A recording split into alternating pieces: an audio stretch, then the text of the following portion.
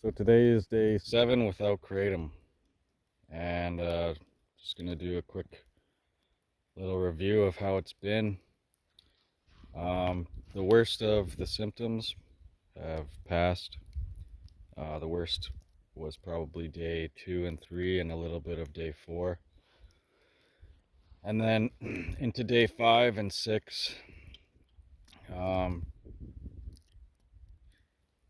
During the day, I felt pretty much back to normal, and it was just when nighttime would come and I'd be trying to settle down for bed. That's when kind of the restless body would set in, and my sleep's been pretty restless. So I haven't been getting good sleep, and then waking up in the morning being really stiff and sore, and um, really groggy and foggy headed, but a little bit of coffee does pretty good to wake me up. And just been trying to get outside as much as possible, getting some fresh air, doing some exercise, eating a lot more, which is really good. One of the things I noticed while taking kratom all the time was I would rather have kratom than have food, and a lot of the time I'd be hungry, but I would want to, you know, get a little bit more relaxed, get rid of some anxiety or whatever before I would eat. So I'd take some kratom, and then I wouldn't really want to eat after that, and so my diet and appetite and everything was complete shit. And now, several days off of it, everything's coming back, and I'm kind of refeeding the body. And um, yeah, it's interesting, having quit many times, several times where I'd wean down over quite a long period of time, like say a month or 2 months, and then other times I would just jump off cold turkey and suffer through the withdrawals. And it's interesting because they actually both, I would say, have their pros and cons. When I would wean down really slowly and get to the point where I was feeling pretty much normal on an extremely small dose a couple times a day, then quitting at that point, um, there was really minimal withdrawal symptoms, aside from maybe a little bit of kind of depression and a little bit of anhedonia, or kind of like just a really gray outlook on everything. Nothing really feels good. And so with that method, I definitely was able to avoid any severe withdrawal symptoms, which can be really terrible to go through. But as I kind of weaned it out of my life, there wasn't really a drastic contrast between being on it and off of it. And I found that I still had a lot of my bad habits afterwards, like my appetite would still be kind of shitty. I'd still, scroll on YouTube and social media all the time. I didn't really have a desire to get back into the things that I really loved beforehand, like working out and doing sports, martial arts, yoga, meditation, getting out into nature, and all those good things. But on the times that I quit cold turkey, there's always 2 to 3 to 4, sometimes 5, 6, 7 days on the most extreme cold turkeys, where the the withdrawals are extremely bad, and the discomfort is off the charts, and there's literally nothing that can make you feel better during those days. But that period really, it does a few things. For one, it really drives it home how powerful of a drug kratom is and how much it can have a hold on your life and a hold on your biology and physiology and your mind and your body. But it also, during those really difficult days, especially, once you get over the one or two worst days and things start to get a little bit better,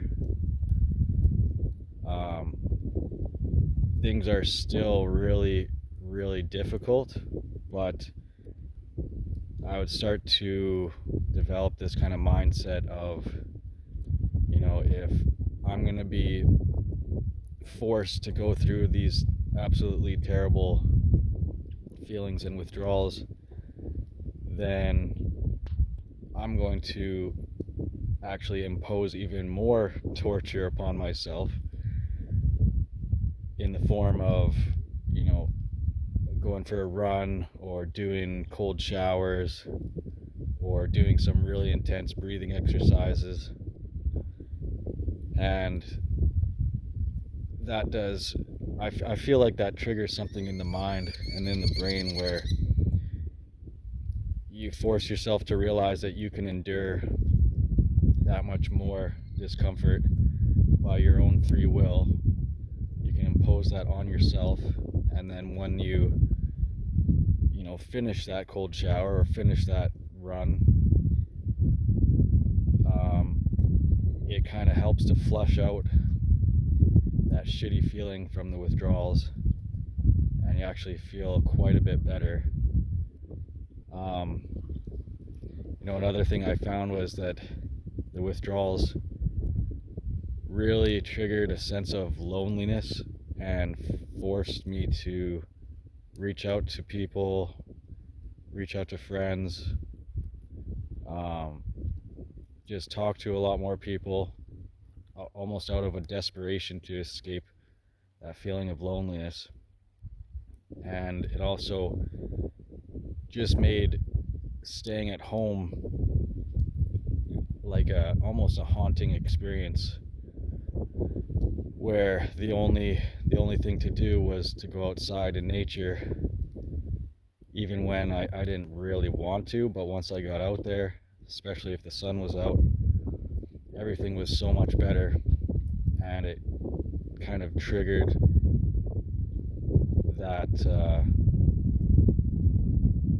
the revival of these patterns of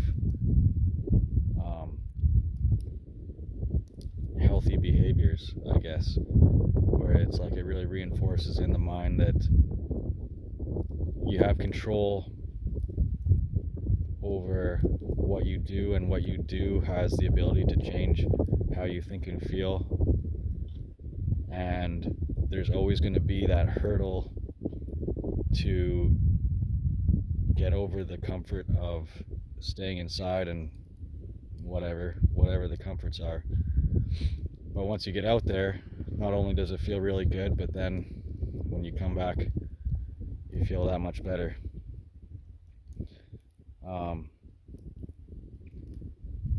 So yeah, things are getting better little by little. Each day is a tiny bit better.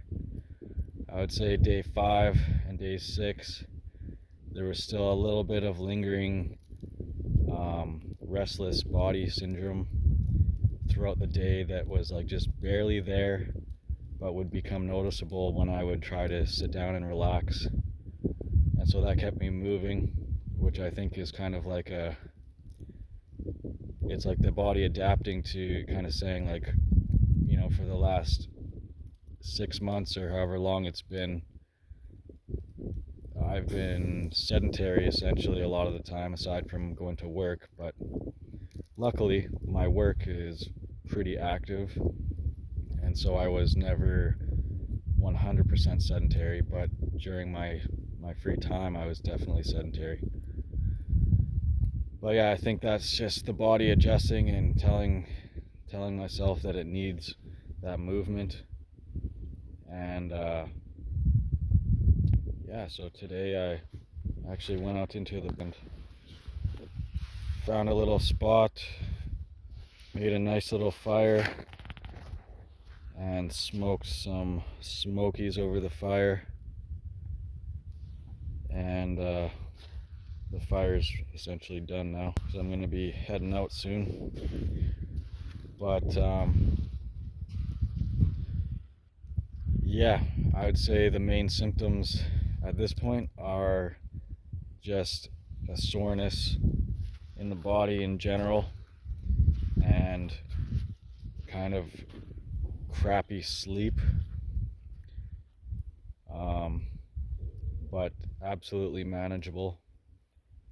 And I'm really excited to kind of get back into the things that I enjoy.